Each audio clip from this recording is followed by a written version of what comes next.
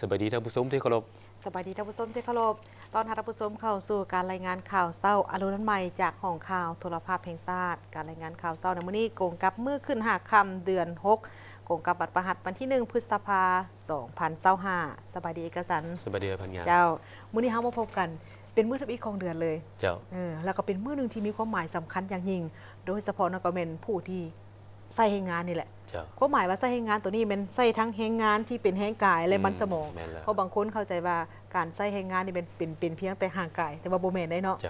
มื้อนี้กงกับมื้อวันที่1พฤษภาเป็นวันกรรมกรสากลปีนี้หมุนเวียนมาบรรจบครบรอบ139 ปีพอดีและในวันที่มีความหมายสำคัญดังกล่าวนี้ก็มีหลายกิจกรรมที่เกิดขึ้นซึ่งก็เป็นวันที่พักผ่อนของทุกคนนั่นแหละส่วนใหญ่คือพวกเขาดีจำนวนหนึ่งยังคิดเวียกอยู่มาประจำการสับเปลี่ยนกันเจ้าการได้นอนแล้วกันถามว่าพักมนดีกสิบุมีผู้ใดมารายงานข่าวเลยแม่นแล้วเนาะเส้นเดียวกับทางเจ้าหน้าที่เส้นว่าทางเบื้องของแพทย์หมออันนี้เพิ่นก็บ่ได้พักคือกันได้ไอ้น้องกำลังป้องกันความสงบสิโดยเฉพาะไอ้น้องกองทัพสินะพวกเขามีหลายข่าวที่น่าสนใจมานำเสนอในวันพักผ่อนของหลายท่านในวันนี้พวกเขามาเริ่มที่สหายเลขาธิการใหญ่ประธานประเทศทองรุนศรีสุริตพร้อมด้วยคณะผู้แทนขั้นสูงภาครัฐของสปป.ลาวเขาร่วมพิธีเฉลิมฉลองวันปลดปล่อยภาคใต้ทอนของประเทศชาติเวียดนามเป็นเอกภาพครบรอบ50 ปีที่นครโฮจิมินห์ประเทศเวียดนาม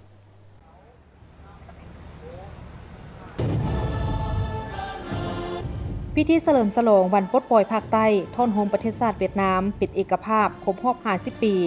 30 เมษายน 1975 ถึง 30 เมษายน 2025 ได้จัดขึ้นในเวลา 6:30 นาทีของวันที่ 30 เมษายน ที่นครโฮจิมินห์สาธารณรัฐสังคมนิยมเวียดนาม โดยมิสหายตัวเลิมเลขาธิการใหญ่คณะบริหารงานศูนย์กลางพรรคคอมมิวนิสต์เวียดนาม พร้อมด้วยบรรดาสหายการน้ำขั้นสูงพรรครัฐสาธารณรัฐสังคมนิยมเวียดนาม แขกภายในต่างประเทศและมวลชนเวียดนามเข้าร่วมสำหรับสาธารณรัฐประชาธิปไตยปัตตานีลาวนำพาคณะผู้แทนขั้นสูงเข้าร่วมโดยมีสหายทองรุนศรีสุริตเลขาธิการใหญ่คณะบริหารงานศูนย์กลางพรรคประธานประเทศการจัดพิธีเฉลิมฉลองในครั้งนี้แม้นเป็นการจัดพิธีระดับชาติโดยมีการสวนสนามอยู่ที่ถนนเลยวนมุ่งหน้าไปหาทำเนียบเอกราชนครโฮจิมินห์ซึ่งมีก้อนกำลังต่างๆเข้าร่วมสวนสนามหลายกว่า 13,000 คนประกอบด้วยก้อนกำลังป้องกันชาติป้องกันความสงบก้อนกำลังมวลชนก้อนกำลังจากบรรดากระทรวงและภาคส่วนต่างๆทั่วสังคมเข้าร่วมนอกจากกำลังต่างๆภายในประเทศแล้วก็ยังมีก้อนกำลังของกองทัพปัตตานีลาวก้อนกำลังจากกองทัพปัตตานีจีนและก้อนกำลังจากกองทัพราชอาณาจักรกัมพูชาเข้าร่วมสวนสนามพิเศษในพิธีก็ยังมีการยิงปืนใหญ่21 นัดมีเรือบินเฮลิคอปเตอร์จำนวน13 ลำเรือบินยักษ์ขีด130จำนวน9 ลำและเรือบินสู้ขีด30 MK2 จำนวน2 ลำของกองทัพอากาศเวียดนามเข้าร่วมบินเพื่อแสดงความสมเสยถึงน่านฟ้าของนครโฮจิมินห์มหาไซสนะฤดูบานใหม่ในบ้านหกโฮจิมินห์ที่ลือซื่อเมื่อวันที่30 เมษายน 1975 เป็นไซสนะที่ยิ่งใหญ่สว่างไสวมีความหมายประวัติศาสตร์เป็นมากผลของการนำพาอันถูกต้องและสลัดส่องใสของพรรคคอมมิวนิสต์เวียดนามบวกกับกำลังแห่งความสามัคคีอันเป็นปึกแผ่นของทั่วปวงชนทางชาติประชาชนเวียดนามวีรชนได้ดำเนินการต่อสู้อย่างพิราศอาถรรพ์สร้างวีรกรรมอันล้ำเลิศสามารถปลดปล่อยประเทศชาติได้อย่างสมบูรณ์และได้สำเร็จภารกรรมในการทอดโฮมประเทศเวียดนามให้เป็นอันหนึ่งอันเดียวซึ่งเป็นขีดหมายประวัติศาสตร์ก้าวขึ้นสู่สังกัดใหม่แห่งความเป็นเอกราชแห่งชาติตามเส้นทางก้าวขึ้นสังคมนิยมไซสนะฤดูบานใหม่ปี 1975 ของประชาชนเวียดนามอ้ายน้องยังแม่นมากผลของความสามัคคีและร่วมสัมพันธ์สู่หบของประชาชน3ชาติอินโดจีนและได้กลายเป็นกำลังแห่งอันมหาศาลสุกยุขบวนการต่อสู้ปลดปล่อยชาติของประชาชนลาวบรรดาเผ่าสถาปนาเป็นสาธารณรัฐประชาธิปไตยปัตตานีลาวในวันที่2 ธันวาคม 1975 ก็คือเป็นกำลังแห่งสนับสนุนอย่างแห่งกล้าให้แก่ขบวนการต่อสู้ที่หักหอมสันติภาพโลก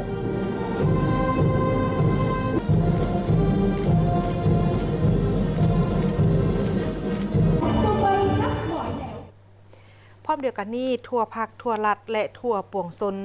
เวียดนามได้พร้อมกันเฉลิมฉลอง50 ปีเนื่องในโอกาสวันปลดปล่อยภาคใต้ท่อนโฮมประเทศเวียดนามเป็นเอกภาพ30 เมษายน 1975 ถึง 30 เมษายน 2025ไซสนาดังกล่าวนี้ได้แสดงให้เห็นถึงพลังความสามัคคีที่เป็นปึกแผ่นของประชาชนเวียดนามภายใต้การชี้นำพาของพรรคคอมมิวนิสต์เวียดนามและพลังความสามัคคีร่วมสัมพันธ์สู่หบ3ชาติอินโดจีนก็คือลาวเวียดนามและกัมพูชาวันที่ 30 เมษายน 2025 ที่นครโฮจิมินห์สาธารณรัฐสังคมนิยมเวียดนามพรรครัฐและประชาชนเวียดนามได้ร่วมกันเฉลิมฉลอง 50 ปีปลดปล่อยภาคใต้ท่อนโฮมประเทศเวียดนามเป็นเอกภาพ 30 เมษายน 1975 ถึง 30 เมษายน 2025 ในพิธีดังกล่าวคณะผู้แทนขั้นสูงของลาวนำโดยสหายทองลุ้นศรีสุริตเลขาธิการใหญ่คณะบริหารงานพรรคประธานประเทศก็ได้เข้าร่วมพิธีเฉลิมฉลองระดับชาติในครั้งนี้มหาไซสนะฤดูบานใหม่ในบ้านหบโฮจิมินห์วันที่ 30 เมษายน 1975 เป็นไซสนะของยุคสมัยซึ่งแม่นมหาไซสนะของกองทัพและประชาชนเวียดนามที่ได้ดำเนินการต่อสู้กู้ชาติที่แสนยาวนานเพื่อญาติเอาเอกราชแห่งชาติเพื่อสิทธิเสรีภาพเพื่อความเป็นอิสรภาพของประชาชนเวียดนามภายใต้การชี้นำพาของพรรคคอมมิวนิสต์เวียดนาม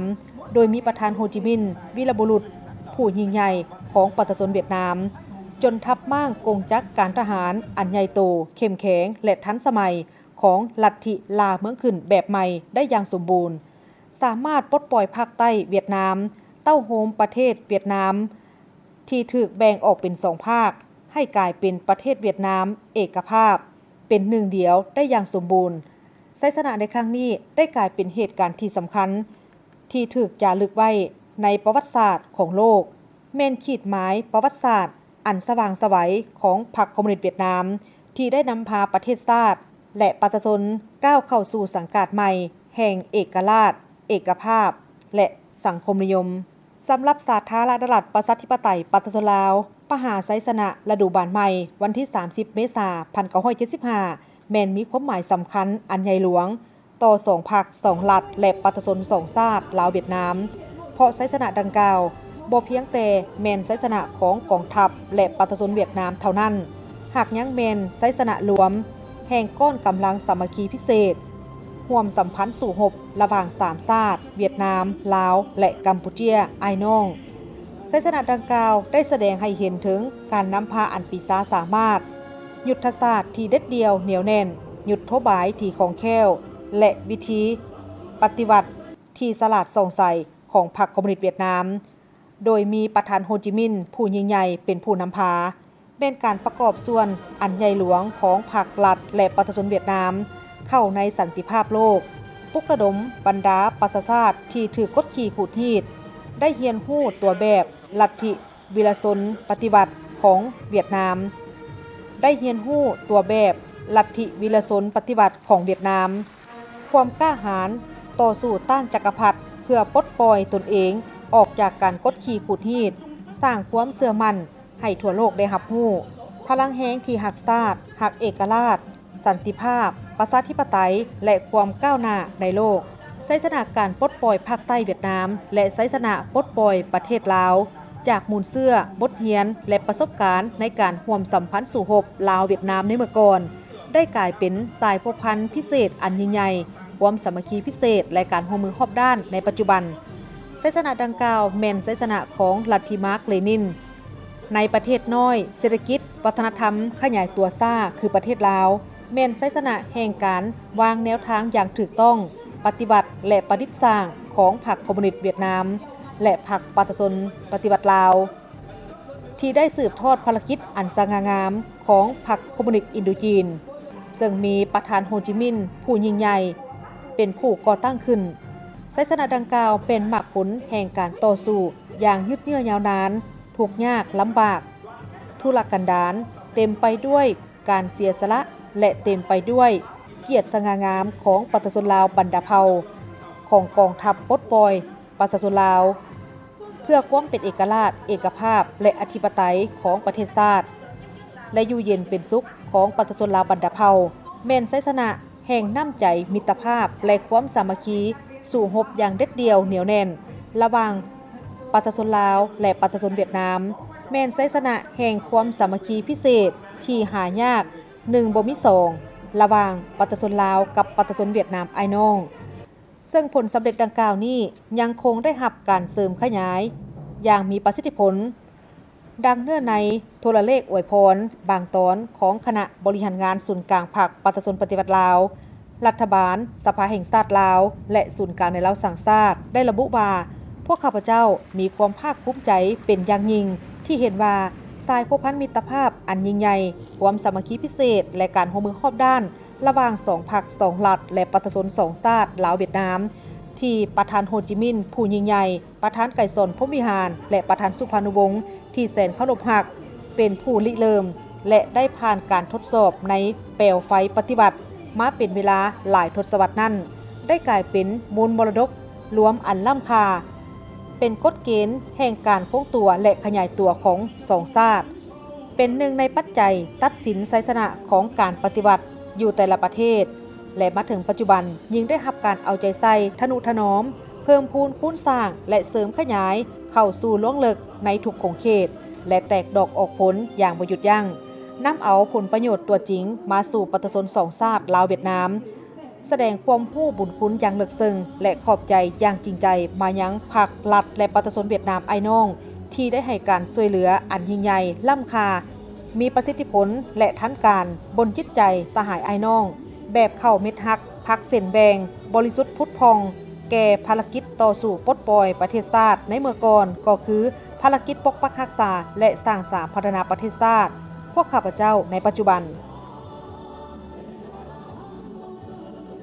ท่านผู้ชมที่เคารพวันที่30 เมษายน ปี 1975 ถือเป็นเหตุการณ์ทางประวัติศาสตร์อันสำคัญของประเทศเวียดนามเมื่อสามารถขับไล่จักรพรรดิผู้ฮุกฮานเป็นมือที่ปลดปล่อยภาคใต้และท่อนโฮมประเทศเวียดนามเป็นเอกภาพซึ่งมื้อนี้ก็ยังถือว่าเป็นวันประวัติศาสตร์ของน้ำใจร่วมสัมพันธ์สู่รบแบบพิเศษลาวเวียดนามครบรอบ50 ปียามใด2ประเทศก็ได้เคียงบ่าเคียงไหลกันร่วมทุกข์ร่วมสุขมวลซื่นและโศกเศร้าน้ำกันติดตามได้จากรายงานเหตุการณ์ประวัติศาสตร์วันที่30 เมษายน ปี 1975 วันปลดปล่อยภาคใต้ทอนโฮมประเทศเวียดนามเป็นเอกภาพและวันที่2 ธันวาคม ปี 1975 สถาปนาสาธารณรัฐประชาธิปไตยประชาชนลาวถือเป็นขีดหมายสำคัญทางประวัติศาสตร์ของน้ำใจร่วมสัมพันธ์สู่รบแบบพิเศษลาวเวียดนามต้านจักรพรรดิผู้ฮุกฮานพาให้2ประเทศก้าวเข้าสู่บาทเก้าใหม่บาทเก้าแห่งความเป็นเอกราชและเดินตามระบอบสังคมนิยมนี่เป็นผลสำเร็จอันยิ่งใหญ่ของภารกิจแห่งการปลดปล่อยชาติของ2พรรค2รัฐลาวเวียดนามเว้าเฉพาะ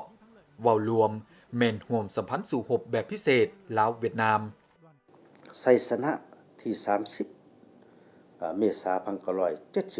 1975 ภาคใต้เวียดนามได้ส่งผลสะท้อนและทวงทาอันดี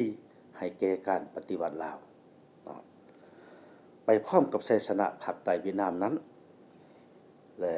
พรรคประชาชนปฏิวัติลาวได้นำพากองทัพและประชาชนลาวบรรดาเผ่าลุกขึ้นยึดอำนาจในทั่วประเทศยึดอำนาจในทั่วประเทศเอิ้นว่าถือเอาโอกาสนี้โอกาสดีพันปีมีถือนึงได้นำพากำลังประกอบอาวุธประชาชนลาวลุกขึ้นยึดอำนาจและก็ได้ประกาศเป็นประเทศสาธารณรัฐประชาธิปไตยประชาชนลาวในวันที่2 ธันวาคม 1975นี่เป็นภาพของนายและพลทหารกองทัพประชาชนลาวกำลังเข้าร่วมพิธีซ่อมเดินสวนสนามเฉลิมฉลองวันปล่อยภาคใต้ทอนโฮมประเทศเวียดนามเป็นเอกภาพครบรอบ50 ปีที่นครโฮจิมินห์การเข้าร่วมของกองกำลังสวนสนามของกองทัพประชาชนลาวที่จะแสดงในพิธีเฉลิมฉลองวันปลดปล่อยภาคใต้ก็คือวันโฮมประเทศชาติเวียดนามครบรอบ50 ปีตามการเชื้อเชิญของฝ่ายเวียดนามอันนี้ถือว่ามันแสดงถึง การร่วมมือและมูลเชื่อที่มีชีวิตชีวาของความสามัคคีร่วมสัมพันธ์สู่หบแบบพิเศษระหว่างกองทัพและประชาชนสองชาติลาวเวียดนามบนจิตใจเข้าเม็ดฮักพักเสียนแบงในสุ่มปีผ่านมาการนำคันสูงและประชาชนสองประเทศได้เพิ่มพูนคูณสร้างสายพัวพันธุ์ลาวเวียดนามให้กลายเป็นมรดกอันล้ำค่าเป็นสายพัวพันธุ์สากลที่หาได้ยากในทั่วโลกในพิธีโฮมสุมนุมเฉลิมฉลองวันปลดปล่อยภาคใต้และท่อนโฮมประเทศเวียดนามครบรอบ50 ปีที่จัดขึ้นอยู่นครหลวงเวียงจันทน์ท่านเอกอัครราชทูตเวียดนามประจำลาวได้ยืนยันให้เห็นถึงการประกอบส่วนของประชาชนลาวบรรดาเผ่าในไสสนะฤดูใบไม้ปี 1975 นั้นการญาติได้ไสสนะอันยิ่งใหญ่ฤดูบานใหม่ปี 1975 ภาครัฐและประชาชนเวียดนามบ่มีวันลืมบุญคุณการสนับสนุนอันใหญ่หลวงทางด้านเหือแหงวัตถุสิ่งของจากบรรดาประเทศสังคมนิยมประชาชนผู้รักหอมสันติภาพในทั่วโลกก็คือประชาชนสามชาติอินโดจีนพิเศษแม่นการสนับสนุนอย่างจริงใจของพรรคและประชาชนลาวบรรดาเผ่าผ่านน้ำใจร่วมสัมพันธ์สู่หบแบบพิเศษเวียดนามลาวผ่านมาการเดินทางเยี่ยมยามระหว่างการนำคันสูงของ2 พรรค 2 รัฐและองค์การปกครองท้องถิ่นถือเป็นการยั่งยืนให้เห็นถึงสายพัวพันมิตรภาพอันยิ่งใหญ่ระหว่างประชาชน2 ชาติลาวเวียดนามที่ได้รับการวางรากฐานโดยประธานโฮจิมินห์ประธานไกรสอนพรหมวิหารและประธานสุพรรณวงศ์ที่แสนเคารพรักและได้รับการเพิ่มพูนคูณสร้างความสามัคคีแบบพิเศษและการร่วมมือรอบด้านระหว่าง2 ชาติจากบรรดาการนำในแต่ละรุ่นและพร้อมร่วมกันสืบต่อพัฒนาสายพัวพันมิตรภาพคือดังคำว่าที่ว่าหักหอมกันหมายมั่นลายสันผู้ก่อปิ่นไตลายน้ำใหญ่และโคกคอยขวงกั้นก็ดุงไปสองชาติลาวเวียดได้ฝังความหักอยู่ในใจ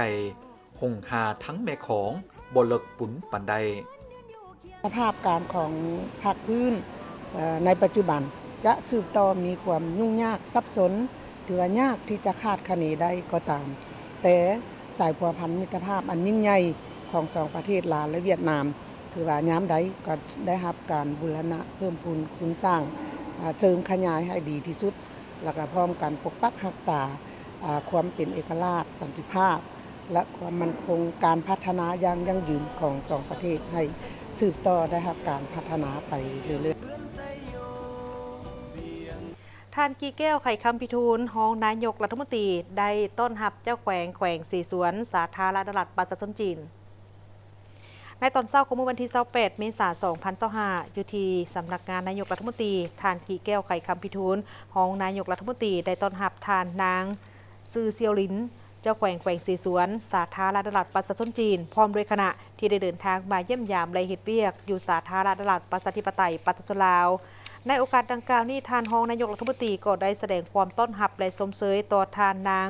ซือเซียวหลินที่ได้นำพาคณะเดินทางมาเคลื่อนไหวเยี่ยมยามและเฮ็ดเวียกอยู่สาธารณรัฐประชาธิปไตยประชาชนลาวในครั้งนี้โดยเฉพาะก็เป็นการเคลื่อนไหวเวียกงานร่วมกับทางนครหลวงเวียงจันทน์พร้อมทางได้ตีราคาสูงต่อกับสายพัวพันมิตรภาพอันเป็นมูลเสื้อและการร่วมมือแบบเพื่อนมิตรยุทธศาสตร์รอบด้านมันคงยาวนานตามทิศซีดีก็คือลาวจีนจีนลาวแบบคู่ร่วมศัตรกรรมลาวจีนเบารวมเบาเฉพาะนครหลวงเวียงจันทน์และแขวงสีสวนก็คือการร่วมมือทางด้านเศรษฐกิจกสิกรรมการศึกษากีฬาและการท่องเที่ยวการเคลื่อนไหวเยี่ยมยามและแลกเปลี่ยนบทเรียนการร่วมมือช่วยเหลือซึ่งกันและกันมีผลสำเร็จเป็นอย่างดีและนับมือนับแตกดอกออกผลพร้อมกันนี้ก็ได้เสนอให้สืบต่อในการร่วมกันสร้างกลไกการร่วมมือการประสานงานเพื่อแลกเปลี่ยนข้อมูลข่าวสารและสนับสนุนช่วยเหลือซึ่งกันและกันทางด้านเศรษฐกิจการท่องเที่ยวสุขยู่ส่งเสริมและดึงดูดโครงการลงทุนของภาคธุรกิจประกอบส่วนอันสำคัญเข้าในภารกิจของการสร้างสาพัฒนาในระยะใหม่ของทั้ง2 ประเทศและนำเอาผลประโยชน์มาสู่ประชาชน2 ชาติลาวจีนในโอกาสดังกล่าวนี้ท่านนางซือเซียวหลินก็ได้กล่าวแสดงความขอบใจและของการต้อนรับ จากท่านรองนายกรัฐมนตรีในครั้งนี้พร้อมด้วยภาคส่วนที่เกี่ยวข้องของสาธารณรัฐประชาธิปไตยประชาชนลาวพร้อมทางได้แจ้งสภาพการที่พ้นเด่นในการพัฒนาเศรษฐกิจสังคมของทั้งแขวงสีสวนรวมไปถึงการพัวพันการร่วมมือระหว่างแขวงสีสวนกับนครหลวงมิจันทร์และการจะตั้งปฏิบัติบรรดาโครงการต่างๆอยู่สาธารณรัฐประชาธิปไตยประชาชนลาวในระหว่างวันที่28ถึงวันที่29เมษายน2025นี้พลเอกจันทร์สมรจันยราชรองนายกรัฐมนตรีพร้อมด้วยคณะได้ลงเคลื่อนไหวเฮ็ดเวียกอยู่แขวงไชยสมบูรณ์เพื่อเข้าร่วมของประชุมตีราคาการผ่อนขยายจัดตั้งปฏิบัติดำรัส 414 ลบว่าด้วยการพัฒนาเศรษฐกิจของแขวงไชยสมบูรณ์ระยะ 5 ปีพลเอกจันทร์สมรจันยราชรองนายกรัฐมนตรีพร้อมด้วยคณะได้ลงเฮ็ดเวียกอยู่แขวงไชยสมบูรณ์โดยการต้อนรับจากทานพลอยคำหุ่งบุญยวงเจ้าแขวงไชยสมบูรณ์พร้อมกันนับแขวงโดยในวันที่29เมษายน2025พลเอกจันทร์สมรจันยราชรองนายกรัฐมนตรีได้เป็นประธานของประชุมตีราคาการพัฒนาขยายการจัดตั้งปฏิบัติดำรัส 414 ลบว่าด้วยการพัฒนาเศรษฐกิจของแขวงไชยสมบูรณ์ระยะ 5 ปีและทิศทางแผนการในตอนหน้าเข้าร่วมมีท่านพลอยคำหุ่งบุญยวงเจ้าแขวงไชยสมบูรณ์บรรดาท่านรองรัฐมนตรีกระทรวงที่เกี่ยวข้องผู้ต่างหน้าแขนงการจากศูนย์กลางบรรดาแผนกการและคณะรับผิดชอบเข้าร่วมโอกาสนี้ทานเจ้าแขวงไชยสมบูรณ์ได้รายงานให้ทราบว่าคณะพรรคคณะนำของแขวงได้เอาใจใส่ในการจัดตั้งปฏิบัติโดยเริ่มจากการแต่งตั้งคณะรับผิดชอบคันแขวงเพื่อติดตามสุขยู่การจัดตั้งเผยแพร่เสื่อมซึมเนื่องในดำรัสฉบับดังกล่าวให้บรรดาสมาชิกพรรคพนักงานนักธุรกิจผู้ประกอบการบรรดาประชาชนบรรดาเผ่าอย่างทั่วถึงเคียงคู่กับการสนับสนุนและให้การร่วมมือของบรรดากระทรวงที่เกี่ยวข้องในการเป็นเจ้าการสมทบกับบรรดาแผนกการขั้นแขวงมาเป็นแผนงานโครงการจุดซุ้มจะตั้งปฏิบัติละเอียดตาม5ท้ายแห่งคือด้านเกษตรกรรมท่องเที่ยวไฟฟ้าปล่อยแห่และเป็นใจกลางทั้งผ่านการจัดตั้งปฏิบัติตัวจริงเฮ็ดให้เศรษฐกิจของแขวงได้รับการพัฒนาอย่างตั้งหน้าและมีหลายอันได้รับการปรับปรุงดีขึ้นมีการหันเปลี่ยนอย่างก้าวกระโดดแสดงออกเศรษฐกิจของแขวงมีการขยายตัวอย่างต่อเนื่องในระดับ7 ส่วนห้อยการจัดเก็บรายรับเข้างบประมาณนับแต่ปี2025-2024ได้ลื่นแผนทุกปีการผลิตเป็นสินค้าของประชาชนได้รับการสุขยู่ส่งเสริมอย่างกว้างขวางครอบครัวทุกยากได้รับการแก้ไขหลุดลงเทื่อละก้าวชีวิตการเป็นอยู่ของประชาชนได้รับการยกระดับดีขึ้นเฮ็ดให้แขวงมีความสงบสังคมมีความเป็นระเบียบเรียบร้อยปลอดภัยแสดงออกก่อนบ่มีดำรัส 414 ลบมีโครงการลงทุนภาครัฐจำนวน164โครงการมีมูลค่า 3,764 ตื้อกว่ากีบมาฮอดปี2024มีโครงการลงทุนของรัฐทั้งหมด320โครงการมีมูลค่า 4,400 ตื้อกว่ากีบสำหรับทิศทางแผนการในตอนหน้าจะสืบต่อสุมใจจะตั้งปฏิบัติบรรดาแผนการที่ได้กำหนดไว้ตาม5ทางแห่งของแขวงเพื่อเป็นขั้นพื้นฐานในการสร้างรายรับของงบประมาณและการสร้างเวียกเฮ็ดงานทำสร้างรายรับที่มั่นคงติดพันกับการส่งเสริมสร้างเศรษฐกิจเอกราชเป็นเจ้าตนเองในระยะใหม่จากนั้นบรรดาแขนงการจากศูนย์กลางแผนกการของแขวงและห้องการกองทุนพัฒนาแขวงยังได้ประกอบคับเห็นซึ่งได้ยกให้เห็นผลสำเร็จด้านดีของโครงข้างบทเรียนที่ถอดถอนได้สิ่งท้าทายรวมทั้งทิศทางแผนการและคาดหมายสู่ส่วนจัดตั้งปฏิบัติในตอนหน้า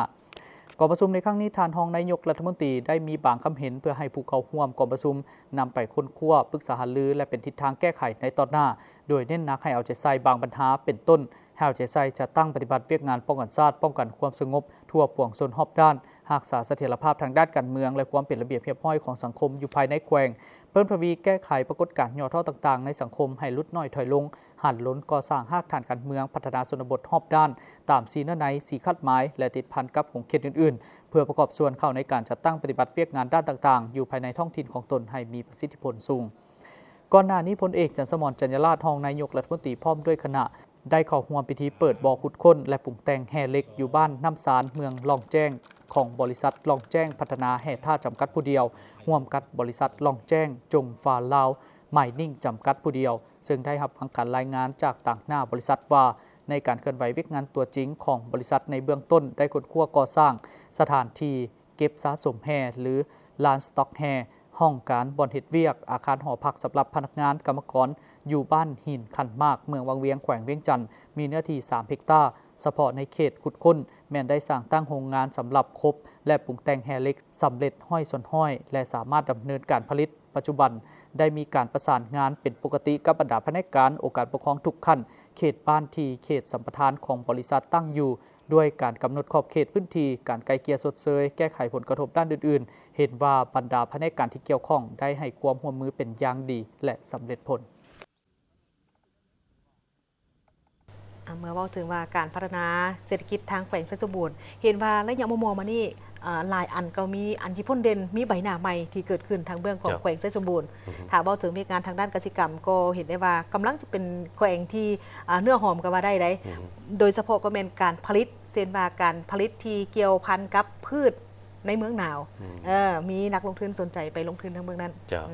แหล่งท่องเที่ยวก็น่าสนใจหลายเนาะท่านผู้ชมที่เคารพมาต่อด้วยข่าวการเซ็นบทบันทึกความเข้าใจในโครงการสร้างความเข้มแข็งให้กับระบบสาธารณสุขในลาวเพื่อเฮ็ดให้สามารถทนทานกับสภาพการเปลี่ยนแปลงของสภาพดินฟ้าอากาศและมีความยืนยงของระบบสาธารณสุขใน7แขวงเป้าหมายของโครงการในเมื่อวันที่29เมษายน2025นี้กระทรวงสาธารณสุขได้ร่วมกับทางองค์การช่วยเหลือเด็กสากลประจำลาวได้มีพิธีเซ็นบทบันทึกความเข้าใจโครงการสร้างความเข้มแข็งให้แก่ระบบสาธารณสุขในลาวเพื่อสามารถทนทานกับสภาพการเปลี่ยนแปลงดินฟ้าอากาศระหว่างดร.พรประเสริฐไสยมงคลหัวหน้ากรมอนามัยและส่งเสริมสุขภาพกระทรวงสาธารณสุขและท่านลูกเอฟหัวหน้าองค์การช่วยเหลือเด็กสากลประจำลาวเข้าร่วมโดยมีดร.บุญแฝงภูมิมาลัยศิษย์รัฐมนตรีกระทรวงสาธารณสุขพร้อมโดยภาคส่วนที่เกี่ยวข้องเข้าร่วมสำหรับโครงการสร้างความเข้มแข็งให้กับระบบสาธารณสุขในสาธารณรัฐประชาธิปไตยปัจจุบันลาวเพื่อสามารถทนทานกับสภาพการเปลี่ยนแปลงของดินฟ้าอากาศโดยได้รับทุนสนับสนุนจากทางกองทุนสีเขียวทางด้านการเปลี่ยนแปลงดินฟ้าอากาศผ่านองค์การช่วยเหลือเด็กออสเตรเลียด้วยการประกอบทุนช่วยเหลือจากทางองค์การช่วยเหลือเด็กสหรัฐอเมริกาองค์การอาหารโลกและรัฐบาลแห่งสาธารณรัฐประชาธิปไตยปัตตานีลาวโครงการนี้เป็นเพื่อส่งเสริมการสร้างความเข้มแข็งทางด้านการปรับตัวต่อกับการเปลี่ยนแปลงดินฟ้าอากาศมีความยืนยงของระบบสาธารณสุขใน7แขวงเป้าหมายของโครงการเนื่องจากว่าเด็กน้อยเป็นกลุ่มที่มีความเสี่ยงสูงต่อกับภัยอันตรายทางด้านสุขภาพที่เกี่ยวข้องกับการเปลี่ยนแปลงดินฟ้าอากาศรวมไปถึงไข้เลือดออกพยาธิถกท้องและสภาวะขาดสารอาหารอันเนื่องมาจากการเปลี่ยนแปลงสภาพอากาศที่รุนแรงที่ได้ส่งผลกระทบต่อพืชและที่อยู่อาศัยรวมไปถึงระบบน้ำและสุขภิบาลโดยเป้าหมายก็เพื่อเป็นการปกป้องสวัสดิภาพของเขาเจ้าใน5 ปีข้างหน้านี้โครงการจะสนับสนุนสถานที่บริการสาธารณสุข100 แห่งและชุมชนอีก250 แห่งใน25 เมืองของ7แขวงก็คือแขวงสารวันแขวงคำมวนแขวงเซกองแขวงหลวงพระบางแขวงอุดมไซแขวงพงศาลีและแขวงหลวงน้ำทาโดยจะเสริมสร้างความสามารถของพนักงานสาธารณสุขในการแก้ไขความเสี่ยงทางด้านสุขภาพกับการเปลี่ยนแปลงสภาพดินฟ้าอากาศปรับปรุงพื้นฐานโครงสร้างทางด้านสาธารณสุขให้มีความทนทานต่อกับการเปลี่ยนแปลงดินฟ้าอากาศและประหยัดพลังงานในสถานที่บริการสาธารณสุขใน79 แห่งและเพื่อเพิ่มความรับรู้ของชุมชนที่เกี่ยวข้องกับผลกระทบของการเปลี่ยนแปลงดินฟ้าอากาศต่อสุขภาพพร้อมกันนี้โครงการยังจะสร้างความเข้มแข็งให้แก่ชุมชนในการกำหนดบุริมสิทธิ์ทางด้านสุขภาพที่เกี่ยวพันกับการเปลี่ยนแปลงดินฟ้าอากาศขยายระบบเตือนภัยล่วงหน้าและปรับปรุงการเข้าถึงการบริการทางด้านสุขภาพให้แก่ประชาชนหลายกว่า 2.3 ล้านคนในเขตชนบทที่มีความเสี่ยงสูงต่อกับการเปลี่ยนแปลงดินฟ้าอากาศยุคนี้ยอมรับว่าดินฟ้าอากาศนี่เปลี่ยนแปลงตลอดเจ้าให้เด็กน้อยหรือว่าผู้เฒ่าจะเป็นได้ง่ายแม่นล่ะหรือว่าผู้ใดที่มีพยาธิประจำตัวเนี่ยก็แม่นได้รับผลกระทบดังนั้นอากาศในระยะนี้ท่านผู้ชมอากาศร้อนอบอ้าวสิ่งที่สำคัญก็คือต้องมันดื่มน้ำสะอาดเป็นประจำออกกำลังกายนำเด้อเพราะว่าอันนี้เป็นยาพิเศษแท้ๆได้เจ้าวันนี้เฮามาต่อที่คณะพิสอบค้นคว้าแนวคิดไกรสอนพบวิหารจัดสัมมนาวิทยาศาสตร์แนวคิดไกรสอนพบวิหารเกี่ยวกับโครงเขตเวียกงานสาธารณสุขการสัมมนาวิทยาศาสตร์แนวคิดไกรสอนพบวิหารเกี่ยวกับโครงเขตเวียกงานสาธารณสุขจัดขึ้นวันที่30 เมษายน 2025ที่วิทยาลัยวิทยาศาสตร์สุขภาพโดยการเป็นประธานของท่านสมสวัสดิ์เล็งสวัสดิ์ที่ปรึกษาสภาทฤษฎีศูนย์กลางพรรคที่ปรึกษาคณะพิสอบค้นคว้าแนวคิดไกรสอนพบวิหารมีดร.บุญแฝงภูมิมาลัยศิษย์รัฐมนตรีกระทรวงสาธารณสุขมีรองศาสตราจารย์ภูวงศ์อุ่นคำแสนหัวหน้าสถาบันการเมืองและการปกครองแห่งชาติพร้อมด้วยภาคส่วนเกี่ยวข้องเข้าร่วมการสัมมนาครั้งนี้เพื่อสืบต่อผันขยายมติของกลุ่มการเมืองศูนย์กลางพรรคว่าด้วยการค้นคว้าแนวคิดไกรสอนพบวิหารทั้งเป็นการเฉลิมฉลอง3 วันประวัติศาสตร์ของพรรคของชาติโดยเฉพาะวันเกิดประธานไกรสอนพบวิหารครบรอบ105 ปีโดยมีการนำเสนอ6 หัวข้อก็คือแนวคิดไก ไก่สอนผู้บริหารเกี่ยวกับความหมายความสำคัญของเวียกงานสาธารณสุขแนวคิดไก่สอนผู้บริหารเกี่ยวกับการคุ้มครองคะแนนสาธารณสุขพร้อมกันนี้ก็มีแนวคิดไก่สอนผู้บริหารเกี่ยวกับการก่อสร้างและพัฒนาบุคลากรสาธารณสุขแนวคิดไก่สอนผู้บริหารต่อเวียกงานกันพยาธิและส่งเสริมสุขภาพแนวคิดไก่สอนผู้บริหารเกี่ยวกับความหมายความสำคัญของสุขภาพแม่และเด็กและแนวคิดไก่สอนผู้บริหารเกี่ยวกับการแพทย์และการยาพื้นเมืองลาวซึ่งได้ยกให้เห็นเนื้อในอันอุดมสมบูรณ์ของแนวคิดไก่สอนผู้บริหารเกี่ยวกับเวียกงานสาธารณสุขการค้นคว้าและประกอบคำเห็นในแต่ละปัญหาได้อธิบายยืนยันให้เห็นถึงแนวคิด4นำของประธานไก่สอนผู้บริหารที่สอดห้อยและ4นำการเคลื่อนไหวตัวจริงพร้อมทั้งยกให้เห็นบทบาทความสำคัญของเวียกงานสาธารณสุขที่ได้ประกอบส่วนเขาในทุกโครงเขตเวียกงานและก็ได้รับประสบผลสำเร็จก็ล้วนแล้วแต่แม่นค้นเป็นผู้สร้างในการดูแลสุขภาพของประชาชนเป็นจุดเริ่มต้นในการสร้างสรรค์และพัฒนาประเทศชาติพร้อมกันนั้นยังได้สังเกตตีราคาผลสำเร็จของโครงข้างจำนวนหนึ่งบนพื้นฐานการหมุนไส้แนวคิดไก่สอนผู้บริหารในระยะผ่านมาและสรุปให้เห็นบางเนื้อในจิตใจต่อการเสริมขยายแนวคิดไก่สอนผู้บริหารในต่อหน้า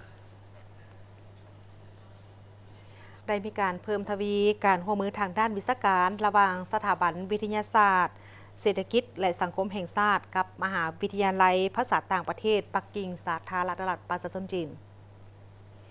ในเมื่อวันที่29 เมษายน 2025 นี้ที่สถาบันวิทยาศาสตร์เศรษฐกิจและสังคมแห่งชาติซึ่งนำโดยท่านกี่แก้วจันทบุรีรองประธานสถาบันวิทยาศาสตร์เศรษฐกิจและสังคมแห่งชาติพร้อมด้วยคณะได้ให้การต้อนรับและเฮ็ดเวียกร่วมกับทางคณะผู้แทนจากทางมหาวิทยาลัยภาษาต่างประเทศปักกิ่งสาธารณรัฐประชาชนจีนนำโดยศาสตราจารย์เจียเตอจุงรองเลขาคณะมหาวิทยาลัยภาษาต่างประเทศปักกิ่งพร้อมด้วยคณะในการพบปะกันในครั้งนี้ก็เพื่อเป็นการจัดตั้งผันขยายถึงแผนแม่บทว่าด้วยการสร้างคู่ร่วมศัตรกรรมล้าวจีน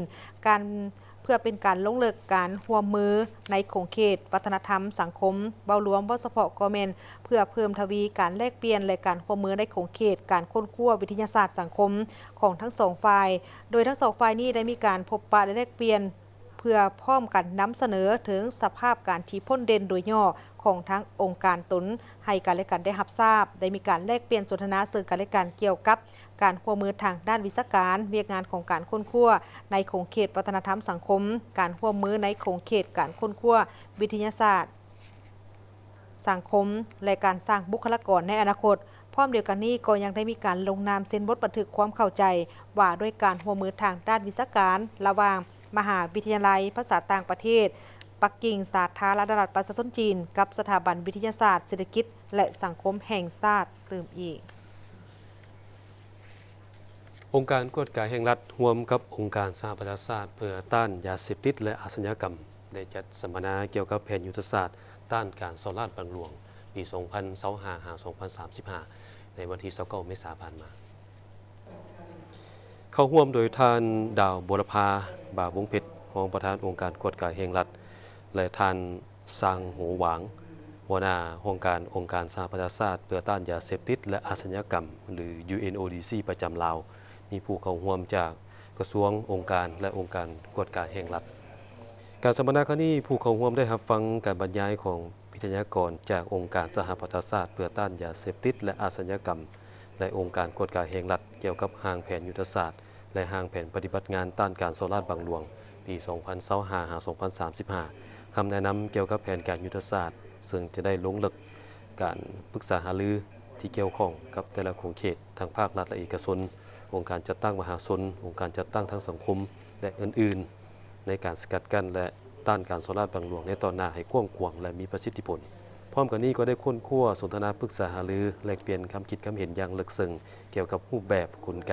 วิธีการต่างๆในการสกัดกั้นและการต้านการสอราดบังหลวงเพื่อกำหนดแนวทางในการจัดตั้งปฏิบัติเวียกงานสกัดกั้นและต้านการสอราดบังหลวงในแต่ละระยะ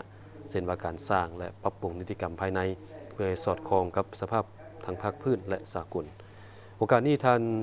ดาวบุรพาบ่าววงเพชรก็ได้กล่าวแสดงความต้อนรับและขอบใจต่อคณะเซลซานจากองค์การสหประชาชาติเพื่อต้านยาเสพติดและอาชญากรรมองค์การสหประชาชาติเพื่อต้านยาเสพติดและอาชญากรรมประจำลาวและภาคพื้นอาเซียนแปซิฟิกที่ได้ให้การสนับสนุนทุนฮ้อนสำหรับการจัดสัมมนาในครั้งนี้ มาเบิ่งที่ข่าวการประดับเรียนไซพัฒนาสั้น3ให้แก่ประธานบริษัททวีทรัพย์ก่อสร้างขัวทางจำกัดผู้เดียวที่มีผลงานที่พ้นเด่นในการประกอบส่วนช่วยเหลือทุนฮ้อนการก่อสร้างปรับปรุงบูรณะตึกอาคาร1924ให้แก่องค์การกระแดงแห่งชาติลาวองค์การกระแดงแห่งชาติลาวได้ประดับเหรียญไซพัฒนาสั้น3ให้แก่ทานสุขดารานรแสงประธานบริษัททวีทรัพย์ก่อสร้างขัวทางจำกัดผู้เดียวที่มีผลงานพ้นเด่นในการประกอบส่วนช่วยเหลือทุนฮ้อนก่อสร้างปรับปรุงบูรณะตึกอาคาร1924ให้แก่องค์การกระแดงแห่งชาติลาวซึ่งเป็นการประกอบส่วนที่สำคัญในการพัฒนาประเทศชาติต่างนายแก่รัฐบาลลาวประดับเหรียญโดยเมียนทานคำลาวันจันทรวันประธานองค์การกระแดงแห่งชาติลาวมีพนักงานที่เกี่ยวข้องทั้งสองฝ่ายเข้าร่วมท่านสุขดารานรเสงได้กล่าวว่าตึกอาคาร1924เป็นตึกอาคารที่เก่าแก่หลายสร้างขึ้นในปี 1924 ดังนั้นตนเองจึงเห็นถึงความสำคัญและความจำเป็นของตึกที่เป็นสำนักงานสำคัญจึงได้นำเอาทุนของตนเองมาบูรณะตึกซ่อมแปลงโดยเริ่มลงมือก่อสร้างเริ่มแต่เดือนตุลาปี 2024ใช้เวลาการก่อสร้างเป็น8 เดือนด้วยมูลค่า1ตื้อกว่ากีบโดยบริษัทได้สุ่มใส่เวียกวิชาการเพื่อให้การบูรณะรักษาได้รูปทรงเดิมและรับประกันคุณภาพและตนเองก็จะสืบต่อช่วยเหลือให้แก่ทางองค์การกระแดงแห่งชาติลาวตามความอาจสามารถพร้อมนั้นก็ขอเชิญชวนหมู่เพื่อนบรรดาบริษัทต่างๆที่มีทางแหงให้การช่วยเหลือตื่มอีกเนื่องจากว่าองค์การกระแดงแห่งชาติลาวเป็นองค์การสำคัญที่เฮ็ดเวียกงานมนุษยธรรมช่วยเหลือประชาชนบรรดาเผ่าที่ทุกข์ยากขาดเคิน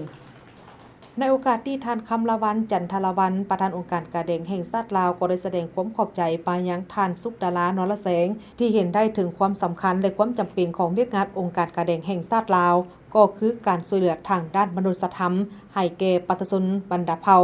และหวังอย่างยิ่งว่าบริษัททวีทรัพย์ก่อสร้างขัวทางจำกัดผู้เดียวจะสืบต่อให้การช่วยเหลือตื่มอีกในต่อหน้าท่านผู้ชมที่เคารพวันกรรมกรสากลเป็นการเฉลิมฉลองชัยชนะการต่อสู้ของผู้ใช้แรงงานในทั่วโลกในการเรียกร้องให้นายทุนลดเวลาเฮ็ดเวียกให้ยังเหลือ8 ชั่วโมงต่อวันซึ่งในปี 2025 นี้เป็นการเฉลิมฉลองเพื่อนึกถึงชัยชนะครั้งที่10ของชนชั้นกรรมอาชีพทั่วโลกติดตามได้จากรายงาน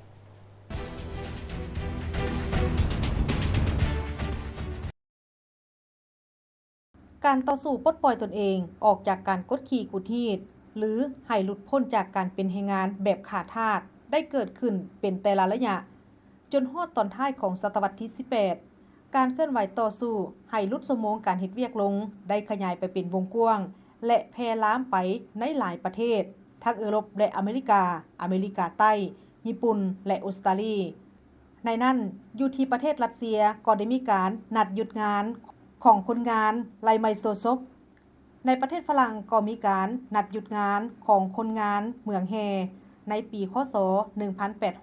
1882 และมีการนัดหยุดงานในอเมริกาหลายๆครั้งในปีคศ 1884 หา 1886 และในวันที่ 1 พฤษภาคม คศ 1886 ได้มีการโฮมชุมนุมเดินขบวนเพื่อเรียกร้องให้นายทุนลดชั่วโมงเฮ็ดเวียกในการเฮ็ดเวียกลงให้เหลือเพียงแต่มื้อละ8 ชั่วโมงซึ่งมีผู้ใช้แรงงานเข้าร่วมนับแสนแต่ก็ถูกปราบปรามอย่างหนักหน่วงขบวนการกรรมกรจากบรรดาประเทศต่างๆได้เคลื่อนไหวให้จัดประชุมขึ้นข้างทำอิฐในมื้อวันที่ 14 กรกฎาคม ปีคศ 1889 มี20ประเทศเข้าร่วมพิจารณาปัญหาที่เกิดขึ้นกับผู้ใช้แรงงานเป็นต้นให้ลดชั่วโมงเฮ็ดเวียกลงจากมื้อละ 15-16 ชั่วโมงมาเป็นมื้อละ 8 ชั่วโมงเพื่อให้พวกแรงงานได้มีเวลาพักผ่อน 2. พิจารณาคุ้มครองแรงงานเด็กและแรงงานแม่หญิงซึ่งมีชั่วโมงการเฮ็ดเวียกหลายกว่าผู้ชายแต่ได้ค่าจ้างต่ำ 3. พิจารณาสวัสดิการในการเฮ็ดเวียกและปรับปรุงสภาพแวดล้อมในการเฮ็ดเวียกซึ่งหมายถึงที่พักผ้าอาศัยน้ำดื่มสะอาดแสงสีเสียงและสวัสดิการอื่นๆ 4. พิจารณาการจ่ายค่าแรงงานที่เป็นธรรมโดยคำนึงถึงค่าของชีพในเวลานั้น 5. พิจารณาเกี่ยวกับสิทธิต่างๆของผู้ใช้แรงงานพร้อมนั้นที่ประชุมยังได้มีมติกำหนดให้วันที่1พฤษภาของทุกๆปีเป็นวันหยุดงานแต่ให้ผู้ใช้แรงงานได้รับค่าจ้างปกติและเป็นวันเดินขบวนแสดงพลังความพร้อมเพรียงของชนชั้นกรรมกรในประเทศต่างๆในทั่วโลกต่อขบวนการผู้ใช้แรงงานในประเทศแคนาดาอเมริกาและประเทศต่างๆในยุโรปได้พร้อมใจกันโฮมชุมนุมเดินขบวนเรียกร้องเพื่อให้มีการหยุดชั่วโมงการเฮ็ดเวียกลงในวันที่1พฤษภาปีคศ1890ในเวลานั้นการนัดหยุดงานของคนงานในทุกกิจกรรมอุตสาหกรรมได้ขยายกว้างไปทั่วโลกและจากการต่อสู้อย่างมีจิตสำนึกทางชนชั้นเพื่อปลดปล่อยตนเองออกจากการกดขี่ขูดรีดของพวกนายทุนเฮ็ดให้รัฐบาลประเทศต่างๆในทั่วโลกยอมรับและออกกฎหมายประกาศใช้ระบบ38คือเฮ็ดเวียกมื้อละ8ชั่วโมงพักผ่อนมื้อละ8ชั่วโมงและศึกษาหาความรู้มื้อละ8ชั่วโมงชนชั้นกรรมอาชีพในทั่วโลกจึงได้ร่วมกันกำหนดเอาวันที่1พฤษภาปีคศ1890เป็นวันกรรมกรสากลข้างทบิดของชนชั้นกรรมกรและมติดังกล่าวก็ได้เริ่มปฏิบัตินับตั้งแต่วันที่1พฤษภา1980จนมาถึงปัจจุบันถือได้ว่าวันดังกล่าวนี้เป็นวันสำคัญของชนชั้นกรรมอาชีพในทั่วโลกและได้ถูกจารึกไว้ในหน้าประวัติศาสตร์ของชนชั้นกรรมอาชีพแห่งโลกเป็นวันที่ผู้ใช้แรงงานในทั่วโลกปลดแอกครอบครองจากการกดขี่ขูดรีดโดยให้เป็นวันกรรมกรสากลเพื่อระลึกถึงไซสนะข้างทบิดของชนชั้นกรรมอาชีพทั่วโลก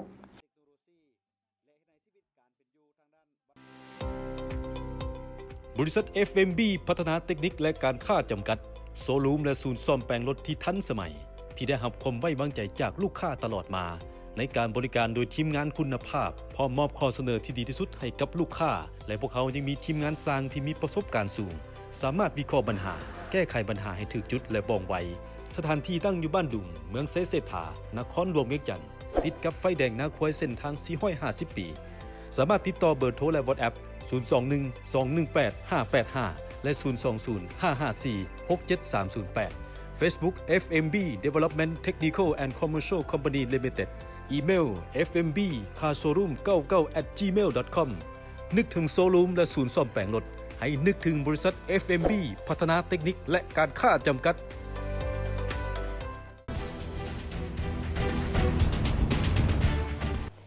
พร้อมเดียวกับนี้กรรมกรหรือสถาปนิกงานในทั่วประเทศก็มีบทบาทสำคัญในหลายด้านโดยเฉพาะก็เป็นการขับเคลื่อนเกี่ยวกับการพัฒนาประเทศชาติพัฒนาเศรษฐกิจสังคมของประเทศให้มีการขยายตัวอย่างต่อเนื่อง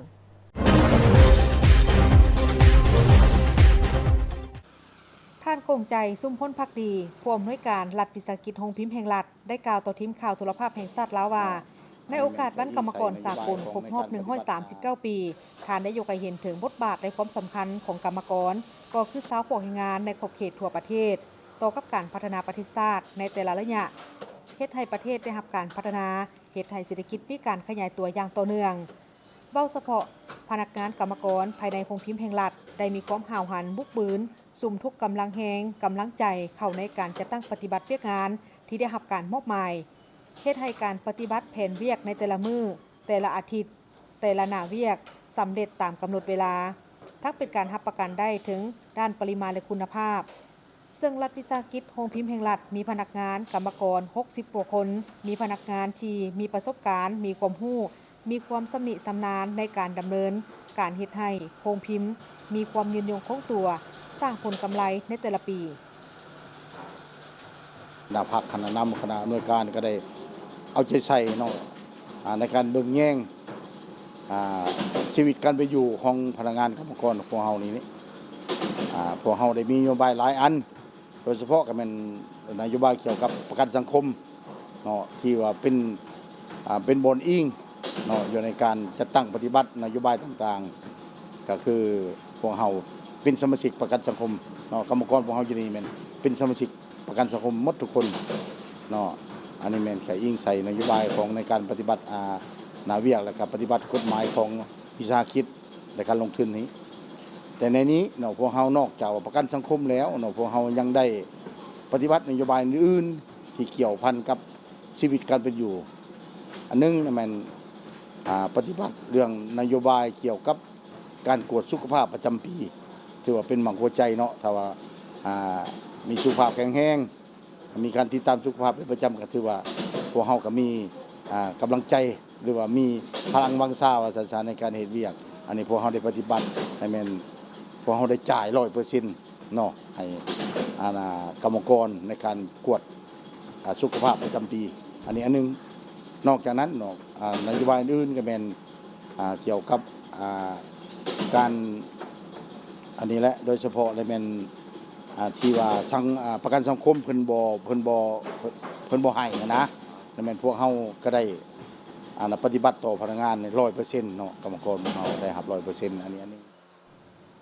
ด้านผู้ใช้แรงงานที่มีหัวคิดประดิษฐ์สร้างได้เฮ็ดเวียกตามหน้าเวียกที่รับผิดชอบของตนอยู่รัฐวิสาหกิจโฮมพิมพ์แห่งรัฐเฮ็ดเวียกด้วยความห้าวหันตั้งหน้าปฏิบัติหน้าที่ตามการมอบหมายจากคันถึงและเฮ็ดหล่อนหน้าที่เรื่องนโยบายอยู่โฮมพิมพ์แห่งรัฐเฮาเนาะก็มีนโยบายหลายอย่างที่ว่าเพิ่นนั่นเฮ็ดให้เฮาที่ว่าสะดวกสบายเนาะมีอันที่ว่าเฮ็ดคือว่าบ่อนอื่นก็สิบ่คืออยู่นี่ที่ว่าเฮาเฮ็ดเนาะเพิ่นก็ให้ความสะดวกเฮาหลายอย่างหรือว่าเรื่องอันเฮ็ดเวียกก็สะดวกสบายแล้วก็เรื่องที่ว่าเพิ่นนำพาเนาะเพิ่นแบ่งเวียกเป็นหยังให้ก็ที่ว่าสะดวกหลายอย่างวันกรรมกรนี่เนาะก็ขออวยพรให้พรให้บรรดาท่านที่ว่ากรรมกรทุกคนเนาะที่ว่าเฮ็ดเวียกแต่ว่าสู่ชนมาเฮ็ดเวียกช่วงกรรมกรก็ขอให้ทุกท่านสุขภาพแข็งแรงประสบผลสำเร็จในหน้าที่การงานเนื่องในโอกาสวันสร้างตั้งกรรมกรครบรอบ139 ปีข้าพเจ้าตั้งหน้าพนักงานกรรมกรรัฐวิสาหกิจโรงพิมพ์แห่งรัฐขอแสดงคุณต่อคณะนำกระทรวงแถลงข่าววัฒนธรรมและท่องเที่ยวและคณะคณะอำนวยการโรงพิมพ์แห่งรัฐพร้อมด้วยพนักงานกรรมกรเห็นในความสำคัญ ของวันสร้างตั้งกรรมกรลาวอย่างสุดยิ่งที่เป็นตัวแทนของชนชั้นกรรมกรของโรงพิมพ์แห่งรัฐระยะที่ผ่านมาคณะนำโรงพิมพ์แห่งรัฐได้เอาใจใส่เบิ่งแย้งดูแลพนักงานกรรมกรอยู่ภายในโรงพิมพ์ได้เป็นอย่างดีเป็นต้นพนักงานทุกคนได้เข้าเป็นสมาชิกประกันสังคมและมีสวัสดิการต่างๆโดยเฉพาะได้มีการกวดพยาธิให้พนักงานเป็นประจำในแต่ละปีมีนโยบายอุดหนุนเกิดลูกและเจ็บเป็นต่างๆทางโรงพิมพ์ได้จ่าย 100% และอื่นๆพร้อมนี้โรงพิมพ์ยังเห็นได้ถึงความสำคัญต่อกับเวียกงานพัฒนาทรัพยากรมนุษย์โดยได้จัดฝึกอบรมต่างๆพร้อมทั้งส่งพนักงานไปฝึกอบรมด้านต่างๆอยู่ภายในและต่างประเทศเพื่อเพิ่มทักษะเพิ่มความรู้ให้พนักงานมีความเข้มแข็งรับประกันให้บุคลากรที่มีความรู้ความสามารถเพื่อมาพัฒนาโรงพิมพ์ให้มีความก้าวหน้าทันตามยุคตามสมัยและอื่น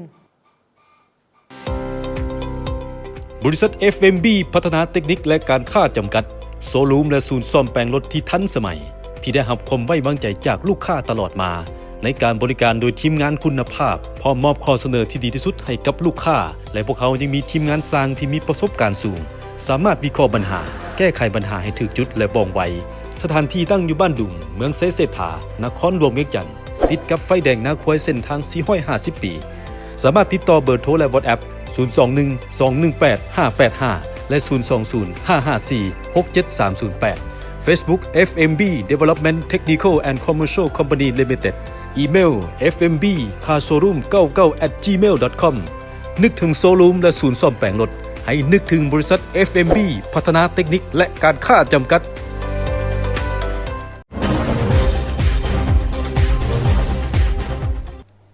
ทั้งหมดนี้คือการรายงานข่าวเศร้าอรุณใหม่จากห้องข่าวโทรภาพแห่งชาติมาฮอดนี้โฆษกทั้งสองพร้อมกับทีมข่าวเศร้าลาท่านผู้ชมไปด้วยเวลาเพียงเท่านี้สบายดี